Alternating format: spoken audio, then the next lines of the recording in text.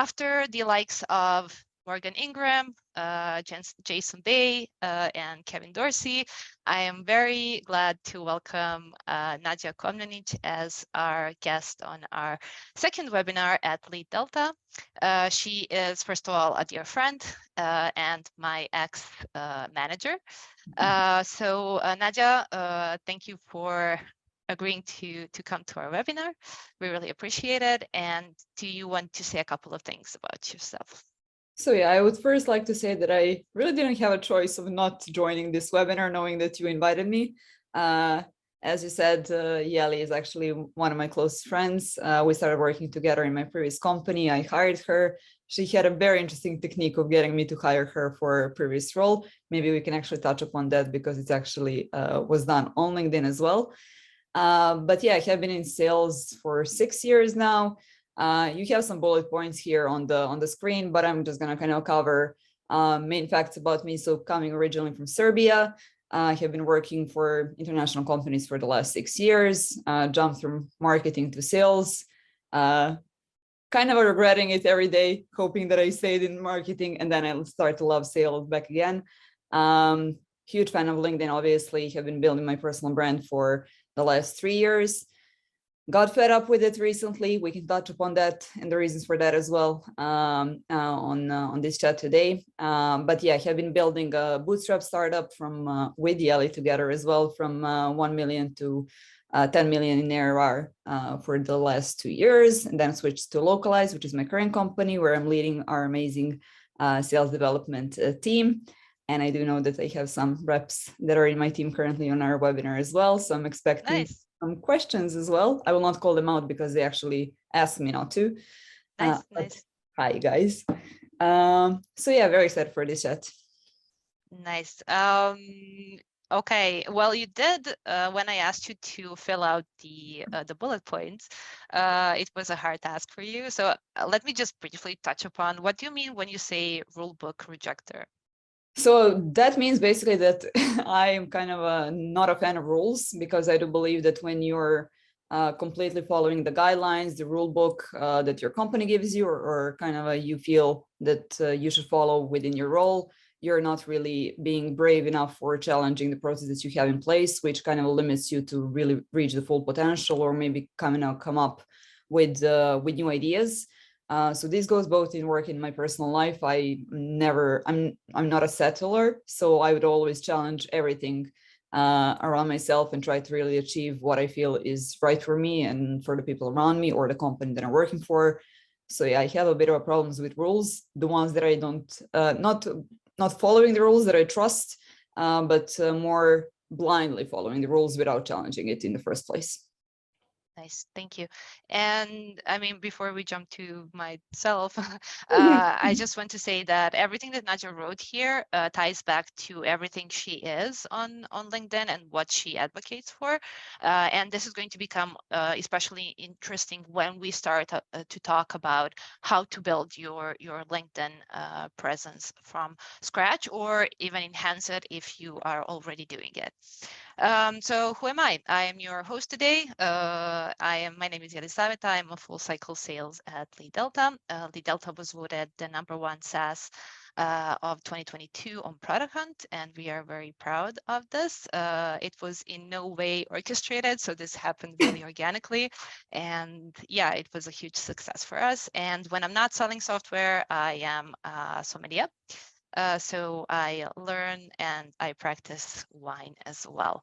On today's topic, so I know you received the email, but we will cover the topics of building a personal brand on LinkedIn, social selling, and how the two differentiate between themselves, how to get your ICP's attention if your ICP is on LinkedIn, because to be honest, it really does not matter if you're not building your personal brand just for the brand's sake, how to get your ICP's attention on LinkedIn, and also what tools to put in place. And since we got a lot of feedback from the first webinar, we decided to make this one a lot more interactive. So please do put your questions in the Q&A box, and we'll make sure to answer all of them as we go along. And also, we will not be using slides because people do not like slides. It's going to be a more one-on-one conversation, and we hope you like it. And also feel free to interrupt us at any point. So this is the last slide, I promise. So when you're on LinkedIn, so I've been on LinkedIn since 2016. So I have started pretty late, I think. And if you remember, if you're just starting out, we all start the same way. So how did this look like for you, Nadia? Can you stop sharing slides so that I can see you as well? Yes, of course. Cool. So my journey on LinkedIn. So maybe we can kind of cover the fact that, so first of all, folks, both Yeli and me are from Serbia, women from Serbia. Serbia doesn't have a huge startup scene. We kind of, both of us ended up in SaaS randomly, I would say. So at that point, when I kind of started doing marketing and then sales, obviously at one point, LinkedIn kind of became a huge topic in the B2B industry. But for me, more importantly, I needed a way to make sure that I'm standing out in any way possible, because obviously with so many competition, both work-wise and obviously as an employee, but also as our competitors from the products that I've been selling, it's been really hard to kind of stand out on LinkedIn and catch attention, and especially get credibility if you're, coming from Serbia, young girl. Who are you? Who are you? Why are you reaching out to me? So like I needed a way to kind of gain a bit of a credibility, whether it was me selling something, so like trying to sell the previous products that I was for the companies that I was working for, but more importantly, to kind of make myself seen in the eyes of also employers out there that I wanted to work for. So back in the day, I've joined Lemlist, both of our previous companies. Lemlist was an amazing company, bootstrapped company, very fast growing startup. I was the 7th employee, and I joined as a head of sales. And as a head of sales, I obviously wore at a bootstrap startup that was a very early stage. I really needed to figure out how I'm going to be wearing 8 hats at the same time. So selling, building a team, setting up the processes, figuring out our brand strategy, our growth strategy in general, and how to make sure that Lemlist grows from 1 million to more than 10 million in ARR. And I knew that if I was just kind of relying on my sales skills and I would just be kind of sending cold emails or sending LinkedIn messages or cold calls, that wouldn't cut it. So fortunately for me at that point, my previous CEO was Guillaume, who was a huge fan of LinkedIn and the personal brand. He already started building his personal brand at that time. So he was the one that kind of encouraged me to really go into this field of building a personal brand, which was super scary. At that point, I was, as I said, like just kind of I obviously not nobody, but I wasn't known in this industry. I wasn't somebody that anybody would recognize. And I was at that point thinking like what it is that I can actually share that people will want to read. Who am I to share anything? Why would I be sharing anything? So it was a very, very uncomfortable start for me. But as I said, I'm a rule book rejecter. I'm not a settler. I like to be outside of my comfort zone. I hate the comfort zone. So even though I was super scared, I kind of enjoyed it as well. I like this kind of a strange fear that you get when you're out of the comfort zone. So I kind of just took the leap and I started building the brand. You mentioned a couple of times being recognized on LinkedIn. So can you elaborate a bit more? Why would that be important? Yes, so it depends really what is your aim with building the personal brand. And maybe this is kind of the key takeaway that I would like folks to take out of this call. So as you're building your brand, as you progress like through your career, your goals on LinkedIn are going to change. So currently at Localize, at my current company, I'm not really doing direct sales myself. So me building the personal brand is just to kind of keep it going so that I don't lose what I was building in the past. And obviously make sure that I'm attracting at least some customers for Localize through inbound. But obviously my goals are currently not that high on LinkedIn. So my posting as well is changing. So the goal of my post is changing as well with that. At a time when I started building my brand, so the goals that I had were to actually, as I said, like gain some reputation. And when I say reputation, I wanted to be seen as a somebody who can share knowledge, who has credibility in what they're doing, who can actually bring some value to the customers that I actually want to talk to. So at that point, my ICP was customers that we were reaching out to were salespeople. So all of my posts, all of my topics that I was covering were around sales and how I can actually make sure that people who are reading my posts are getting value out of the posts that I'm building. So this was my goal at the time, basically to kind of get this reputation of somebody who is trustworthy and knowledgeable about the industry, so that when I'm actually talking to them, I already have the credibility. I'm overcoming this, buyer's fear that salespeople are just gonna slap them with sales pitches, but somebody that can actually bring them value. Good. Yeah, I completely get that. And I talked to oh God, I can't remember his name, but I know that he's currently at, okay, I'll remember it. But I used to do a lot of networking on LinkedIn. First of all, because you forced me, and second of all, because it was required, because I was selling to salespeople, and I still am, so I need to reactivate myself on that matter. But I remember one of my networking calls.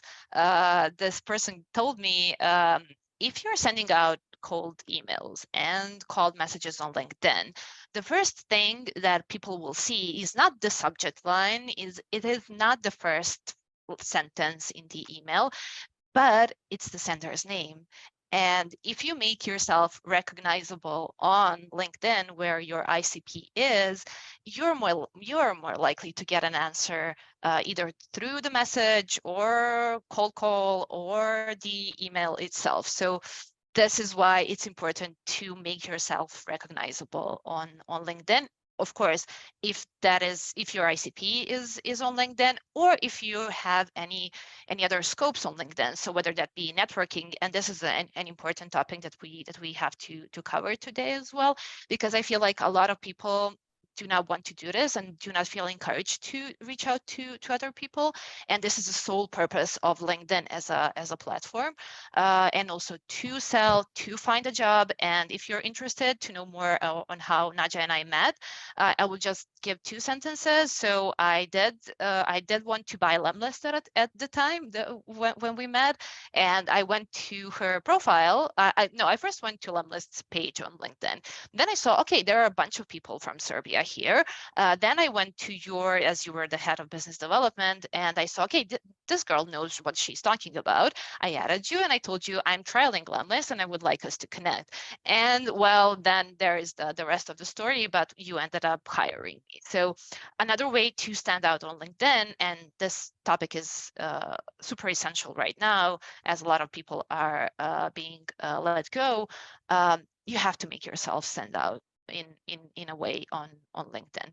So do you want to maybe elaborate a bit more about the power of networking, reaching out to people solely to network with them, not sell them anything, and also how to stand out in the interview process? 100%. And I love the fact that you've actually touched upon kind of how you got the role, because I think the way that you got the role is the way that today people who are unfortunately being let go due to the layoffs, or they're looking to kind of change the job that they're currently working, the way that you've gotten a job role at Lemlist and the way that you've approached me is, I believe, the best way to in any company for anybody to actually get a role, which was through networking. So we will definitely elaborate on that. But for me, the power of networking is the biggest reason that I'm on LinkedIn. Obviously, yes, to sell, obviously, yes, to build my brand, etc. But for me, the power of networking is the number one thing. First of all, the knowledge that you can get from talking to people in the industry that have done it before you is something that I believe that's the most knowledge that I've gotten in my career, out of any webinars, any podcasts, any books, any coachings that I've had, networking chats that I've had was the most useful for me. Simply because you get to hear people's perspectives that are actually at the moment doing the same stuff at the other companies. You can easily avoid mistakes that they have made that you would probably make if you haven't kind of heard about them previously. It's a great opportunity to get job offers. So anytime that you speak with people, I think I'm currently getting, and I'm not that active on LinkedIn right now, I'm getting a lot of job offers just like when I'm chatting with people. But previously, when I was really active and I was networking a lot, companies that I wouldn't even dream of being able to apply to, not even like being offered the job role, was kind of chasing me to actually get me hired.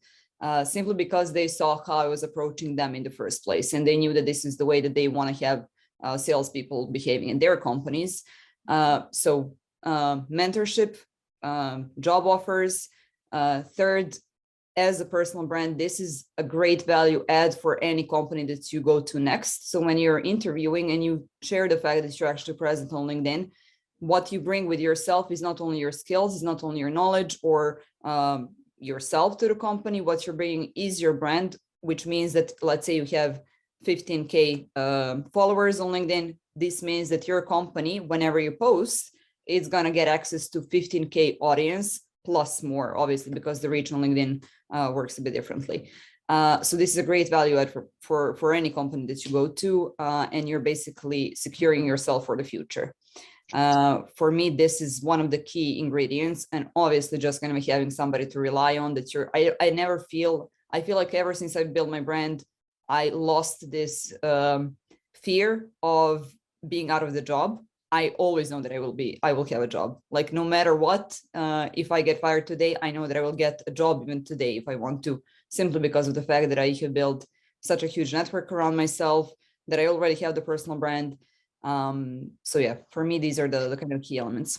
Yeah, I do agree with that, and I have a feeling that like a salesperson 2.0 is going to be the one that brings in. I mean, this was of course relevant in the last few decades in a different way, but right now with all the social capital that you are building on LinkedIn, it's going to be very important because you're bringing that to the other company, especially if the ICP of the new company is the same as your previous Exactly. one. So, okay, I know we talked a lot about how awesome we are, even though I did say we will not do that.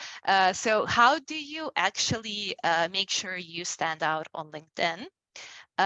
What is your content strategy? Because LinkedIn is, first of all, a networking platform and a content platform. So how long did it take you to build an audience, and what strategies did you use? Can you repeat the question? So what strategies did you use to grow your audience and like make yourself noticeable on LinkedIn to your ICP and to your future employers? And how long did it take you? Because I think people believe in an overnight success, and that is not the case. Yep. Great question. And I need to give a disclaimer here, which is the fact that I've started building my brand 3 years ago or 2 years ago. And LinkedIn at the time was different. Now everybody's finally starting to be aware of the power of LinkedIn brand. So we have much more competition. You have much more people being active on LinkedIn than I did at that time. So I would say that when I was building like the timeline and the time that it took me to build my brand probably wouldn't be the same as it is today. I think that today it's much more harder to be different and to get attention than it was previously. But on the other side, people are getting more active on LinkedIn. So you have more people that you can actually reach out to and attract. So when I started, my strategies were to try out everything possible that exists in this planet of Earth and see what works. I've tried 10 different types of posts that I could write, like formats of the posts that I could write. I always knew that I wanted to have to kind of come to a moment where I'm like, I have this voice in terms of like, whenever you see my post, you know that this is my tonality, this is who I am. But and I was really frustrated at the beginning that I was not able to portray it in my posts because it was just impossible. So now when I'm reading back my first posts, I have a huge You get cringe, a cringe feeling. very, very huge cringe. But I was really trying out a lot of things. And the fact that I had support from my CEO in saying, like, whenever I would get like 3 likes and I would be like, oh, this post sucks, I shouldn't have posted it, I'm not being good enough on LinkedIn. I knew that it was normal. So for everybody who is starting off right now and you see that for a month, 2 months, 3 months, you're not getting engagement, please don't give up, because this is so normal. And if you're actually getting the engagement, it's a bit strange, or you're a very talented copywriter who just kind of figured out how to create a viral post out of nowhere. So for me, the first thing was to kind of really experiment with different types of formats of the posts. So like whether it was like creating some videos or adding pictures, and then like different styles of the posts that I can use, really experimenting a lot. But the first thing that I've done, even before going on LinkedIn, was to figure out why am I building my brand. So like, what is the reason that I'm on LinkedIn? For me at that point was 3 goals. First, become a thought leader in sales so that I can then cover, and then I've covered all the things that was the reason for that. Second of all, so that I want to educate salespeople and make sure that everything that I'm learning, they're also like following my footsteps, that they're not making the same mistakes that I'm making. Everything that I learned that I can share as well. So for me, I really thrive on bringing value to people around me and having an impact on people. And the third topic was definitely I have a kind of a weak spot for the SDRs, because I was an SDR as well, and I know they're always underrepresented, and I wanted to kind of make them feel loved, heard, and seen, and that that's why I started talking about like empathetic leadership and trying to push managers realize that being, command and control type of manager is not the right way to go. So I was kind of wanting to make SDRs feel heard, seen, valued, but also influence managers to actually accept this empathetic leadership style, and then everything kind of else. So that was kind of the goal, the first pillar for me, knowing what my goals are. Then second of all, who am I talking to? So for me, it was sales managers, SDRs, so salespeople in general, and business owners, obviously, who have sales teams at that point. And then what is the tonality, the voice, the style of the person that I'm trying to portray on LinkedIn. So who am I actually? Like, what are my main personal brand tonality styles? Let's call it like that. So I, from the start, knew that I wanted to be very authentic, very vulnerable, no BS, very transparent, something that people can relate to, and just be myself. Now, that's easy to say, but it's very hard to transfer that into the copy, Yes, right? So that feel is my second one. Yes. yeah. We do have a couple of questions and a couple of comments in the chat. I will touch shortly on that. So you and I have a very different style of talking to our ICPs. And I did not know how to develop this when I was first starting out.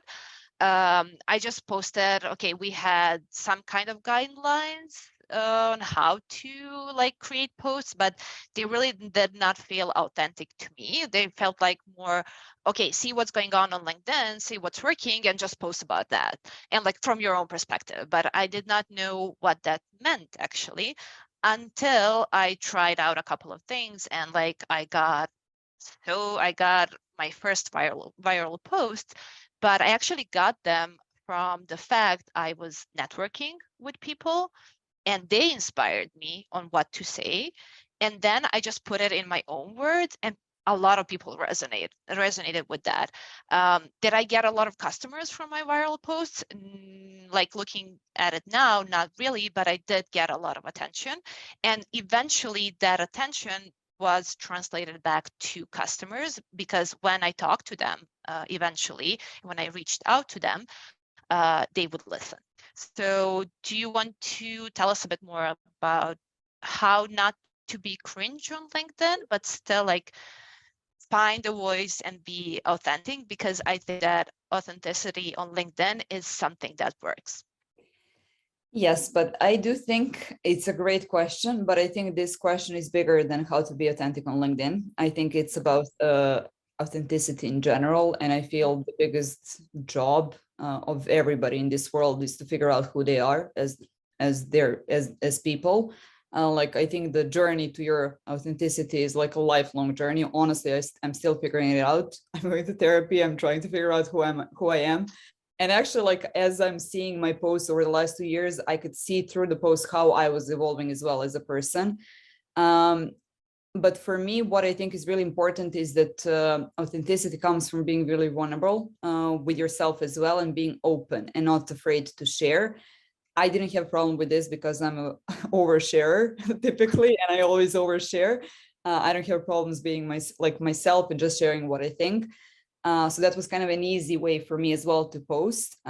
But I think like what helped me in the beginning was, so what actually, this might be an very actionable tip. So for example, I would be talking to you or to somebody else who is in the industry, and we would have a topic, and we would see like how everybody would get, like super obsessed with the topic, and everybody would start engaging. And we were like, okay, this is actually a topic that everybody face. So let me talk about it. Like, I would have a passion for what I'm trying to say on LinkedIn. And when I would have this kind of idea on what I want to say, I would literally go to my phone and I would just record myself talking. So it wouldn't be like, okay, I'm writing a post. I would be, okay, this is what I want to say. And then I would just talk about this subject. And then I would re-listen to it. And the way that I was actually speaking about the topic is what I would write. Because when you're not overly overthinking copywriting style, what words to use, but actually just write what you think in that second, that's how you kind of write the authentic posts and vulnerable posts. So for me, that kind of helped me in the beginning. Eventually, like, I just realized that, like, what is my voice, and that's how I write everything. And now it's super easy, but it wasn't easy in the beginning. As you said, like, it was very cringy. It was very polished, I would say. So maybe the first tip, just write what you think. Don't overthink it, and don't redo your posts. Don't read them 10 times. Don't use fancy styles, wordings, etc. Just kind of imagine who you're talking to. So like, imagine a friend that you have in front of you, and just write to that friend as if it's a WhatsApp message, for example. It depends on your audience. Maybe you're reaching out to like very professional industries, etc. So you need to keep it professional. That's a different story. But for me, that helped. And right now, there are a lot of AI tools that can help you out with this as well. So Copy AI, for example, has kind of brand voice thingy, and that you can actually like put, for example, you would copy paste the text that you feel is your brand voice that you want to kind of continue having, and then it will basically outline all of your brand messages, etc. Check it out. I've tried it out recently, but right now it's easier a bit because you have a lot of tools that can help you out with this. Right. We do have about 15 minutes left, so I really want to jump into questions. And to everyone who's listening, please do write us your questions.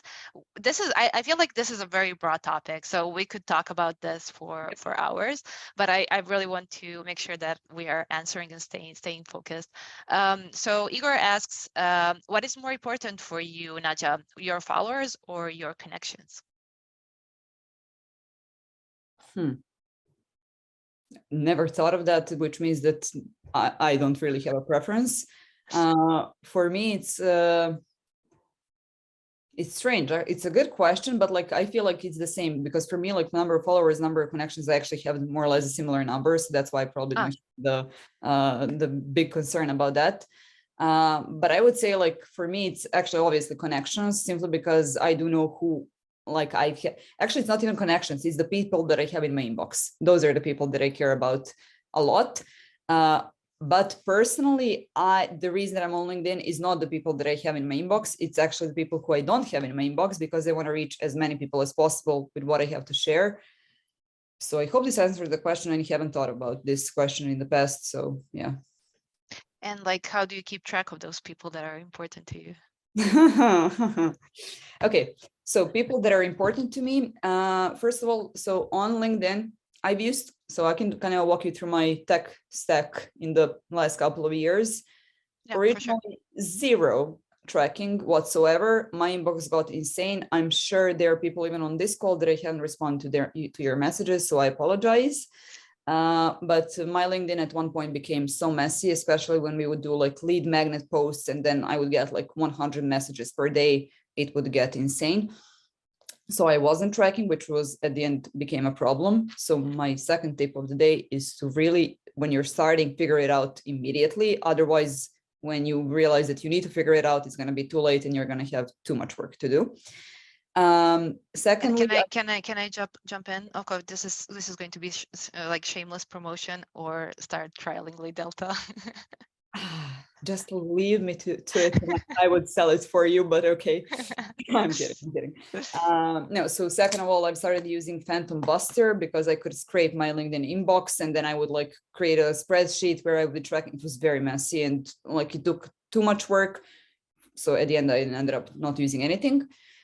Then I used some tools I even forgot what their names are, like extensions where I could star the messages on my inbox and like know which ones I need to follow up with, etc. Now I'm not using anything, but I'm definitely planning to, and this is not a shameless promotion of LeadDelta, but I actually need to figure it out. So I'm actually gonna start using the LeadDelta. Good. Okay. I do need to jump to other comments and questions. Ofek, yes, of course. If you're doing it already, just keep it up. This was like the networking was the key element for me for building my voice on LinkedIn, even though I'm not as close to your number of connections and followers, but I do feel like I have a certain following and like a certain number of people that I can always come back to, ask for their advice, eventually sell them again. Like, okay, I sold them the other software, I can sell this one as well. And just genuinely people who care about me and how I got my last 3 jobs. Also, Augusto, yes, job security for sure. If you know what you want to do, definitely start building around that. Can I jump Yeah, into it? So yeah, I of can course. tell you like to kind of back up what Augusto is saying right now. The way that we were hiring for Lemlist in my previous company was we actually went on Sales Navigator and we said sales development representative that posted in the last 30 days. So if you haven't posted in There the you last go. 30 days, you couldn't even gotten a shot for joining Lemlist at that point. And I'm 100% sure that right now companies are looking for the same things as well. So maybe you're even being missed when people are recruiting in the first place. Okay. Serba, we actually talked about you the other day, so we need to catch up after after the webinar. Yes, the first reason should be to give, and finally get from the community. 100%. 100%. And I think that's the reason that I was able, as you said, like to build a kind of authentic voice, because even though I kind of had this goal, to sell, etc., I really never ever asked anything from the community. I was just always kind of giving value, and it naturally kind of came back to me, and the community gave back as well. And I have 2 super interesting questions. The first one is from Pedja. You stated your 3 main goals that you wanted to achieve, which are great, by the way. What were the top 3 things that got you from 1K to 5K, 10K, etc. followers? Okay, good question. I need to think about it. So I think it's a bit difficult to talk about it because LinkedIn has changed. So LinkedIn algorithm has changed. That's what I'm trying to say. So what worked for me then doesn't mean that it's work today. Sorry, it's changing every day. And like, if look for people who are posting about it, because I am also looking for those people. So LinkedIn didn't used to change algorithm that much. So like you could easily like kind of catch up with what the algo is like. So you kind of go with that, and then it helps you obviously build your brand a bit. Right now it's literally changing every day. I have no idea right now to tell you what is the way this algorithm works. I mean, I know some things, but obviously not everything when it comes to today's algorithm. So when I started posting, so a couple of things that kind of really helped me out. First of all, you only need 1 viral post. So you get 1 viral post, you're going to get 1K connections like this if it's a good post.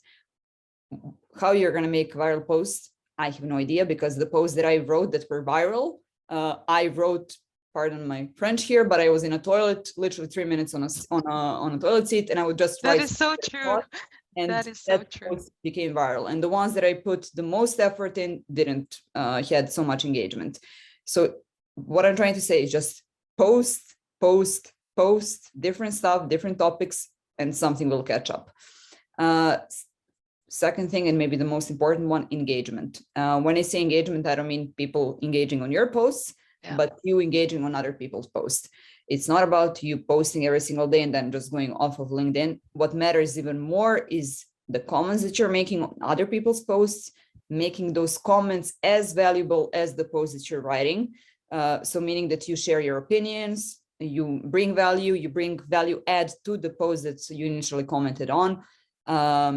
Connecting with the people that you see in the comments, starting basically a thread, and then communicating there with them as well. And then not stopping with the engagement or posting, but actually when you see somebody commented on your post with a valuable insight, go to your inbox, thank them for the insight, and keep the conversation running. This is kind of how you proceed. And for me, the third and probably the most impactful one for me was joining podcasts and webinars. And the fact that then thought leaders who had 1K followers would tag me, that would obviously jump my connections. Okay, second one. And Zoran, thank you very much. We may just repeat this. A question from Aaron. Could you elaborate more in posting consistency? I heard it's recommended posting every day, but it seems so hard to keep up. I can elaborate on this one really fast, and then I'll let you speak about it. So Aaron, when I was starting out, when I was working with Nadja, I literally felt the pressure to post every day, and it became so overwhelming to the point that my posts would not make any sense. Then I switched back to 3 posts per week, and this is where it basically hit off for me. So make it sensible, and I do recommend you engage more rather than post, because if you don't have anything to post, people will sense that.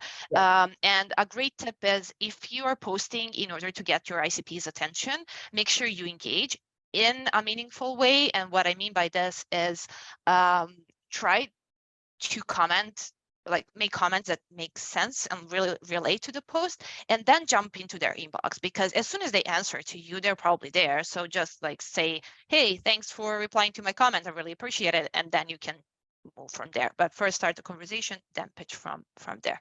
So Nadja, I want to elaborate on this topic, because I feel this is not what other LinkedIn influencers, I don't want to call myself LinkedIn influencers, are going to tell you. Yes, consistency for the LinkedIn algorithm is going to skyrocket your LinkedIn in terms of more people will see your posts. The fact that more people will see your posts doesn't mean that they're going to like those posts. I was looking back at because I had trouble staying consistent, not because I was I always had LinkedIn in mind. I would always wake up and I was, okay, I need to make a post, but I didn't have ideas every single day. And for my personal brand, I wanted number one goal for me was to have quality posts and to share only when I actually have something valuable to share. And I was looking back at the second year of me being active. In the whole year, I think I had 20 posts. So it's definitely not a lot, but in that year, I got 10K followers, because all of those 20 plus posts were such a good posts with real value, with real passion. You can feel the passion when somebody's writing with passion about, and they really feel what they're writing. You can sense it as well, makes it relatable to people as well. And those posts that were really that good were the ones that got me 10K. Now, if I posted 300 times that year, I probably would have had 50K followers, but I personally don't really care about the number of followers. I know what my content, what I want my content to be. I want to know that people who are going to see my post will immediately know that that post is going to be valuable and not some BS. So for me, that mattered more. And I was never about like the number of followers, to be honest. It kind of came natural. I have another question. What do you think of job offers that insist an SDR must have a universal accent? And I kind of know what you think about it, especially like from a perspective from Localize as well. I don't. I Universal what? so there are job posts right now that insist on SDRs and AEs and other salespeople having a LinkedIn presence. So um, I don't know how that is being judged inside the company. Like, how do you evaluate if someone has a voice on LinkedIn? Like if they're just starting out, especially SDRs. But what is your opinion on that? Depends on the company. If when I was at Lemlist, it was 100% mandatory because everybody in the company was on LinkedIn. Now at Localize, it's not the case. It's different industry, different ICP. It's I need a bigger team, so I had 30 reps at one point. I could, like, if I was really handpicking everybody who was just active on LinkedIn, but also had a quality sales skills, I would probably be hiring for 2 years for the SDRs. So that was also problematic. And for me, what matters is not so much if they're active, it's the willingness to become active. So if they're willing to learn and to build their brand and to educate themselves on how to do it, for me, that matters more than whether you have it already or not. Yeah, for sure. Because when I joined Lemlist, I had almost no presence, but I was so hyped up with everything that those people were doing that I immediately jumped on that wagon, and I was like, okay, teach me everything you know. So it's more about the willingness to learn. I do have another question for you. I think this one will probably be enough. And also, if you have any emergent questions, feel free to pop them because we are out of time.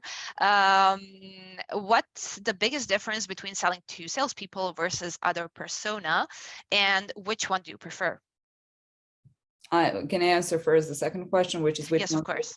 I prefer selling to salespeople because I know how they think, because I'm a salesperson as well, and it's easier for me. And much more interesting. There is a huge difference, huge difference. And I realized that when I switched to Localize. So I was selling until then to salespeople, so it was super easy. I mean, it wasn't easy, but it became easier for me. The problem is salespeople today are knowledgeable even about like every style of how you sell. So like even if you're going with a networking approach, even if you're trying to build a relationship, whatever you're trying to do, they will spot what you're trying to do, but they will appreciate it. So if you're putting the effort, they will appreciate it, and they will, just for that sake, if nothing else, they will reply and they will start a conversation. Other departments, other personas might be in the same mindset that I was 3-4 years ago, which is that I feel very weird talking to people that I don't know on LinkedIn. I didn't really understand that LinkedIn is a networking platform, so it's normal that you actually network. So a lot of people will kind of have this feeling, why is this person talking to me? Who is this person? And like, I don't know them. Why is she so informal? Why is she like just kind of coming to my inbox like this? This is where your brand helps as well. So it's different, but it's all about like really knowing your customers, knowing your ICP, understanding how they think, what they enjoy, what they read, where they're active. Maybe might not be LinkedIn, might be different network as well. So I hope I answered both of the questions. Okay. Well, if we don't have any further questions, I would like to wrap this webinar up. Nadia, I really want to thank you for this. I feel like we only scratched the surface with this one. Okay, Aaron asks, when are you going to share your tips on how to do 100 pull-ups? Aaron, I can answer this one. Never. She weighs like 50 kilos, and it's pretty easy for her to do that. So believe me, I try it, but I mean, let's not get into that. Consistency. But consistency is key. Yes. You will get the recording. It will be on LeadDelta's YouTube channel as well. Please do connect with us. So you have Nadia's and mine. I mean, we go by our names that are here on the webinar. Please do connect with us on LinkedIn. And if you have any questions, feel free to reach out. If this was helpful, just ask if you have any questions in private that you One didn't more want to thing. share. Yes, of course. I completely agree with Yali that because we are very talkative as well, and this is a huge Yes, we topic. are. We really barely scratch the surface. I know we kind of had a couple of actionable tips, but not a lot. But if anybody is actually seriously thinking about building your brands, really feel free to reach out to us. Like I feel like both me and Yali are very open to help out anybody because we've been there. This is a huge topic. We probably have a lot of resources that we can share as well with you. Maybe we'll have another webinar in future and try to make it a bit more actionable and structured in this sense so that we're not just talking, but like can show you something. But yeah, either way, if you guys are building your and girls are building your personal brands, just don't give up. Like I think that's the key in this case. Yeah, for sure. Thank you. And don't give up and build the audience you need. So don't add crappy people on LinkedIn, but the ones you need. That is the key. Okay. Perfect. Thank you, Aaron. Thank you, Arthur, and everyone who commented. Sam, Connor, Cillian. I hope I'm pronouncing it correctly. Okay. See you on LinkedIn then. Bye. Bye. Thank you.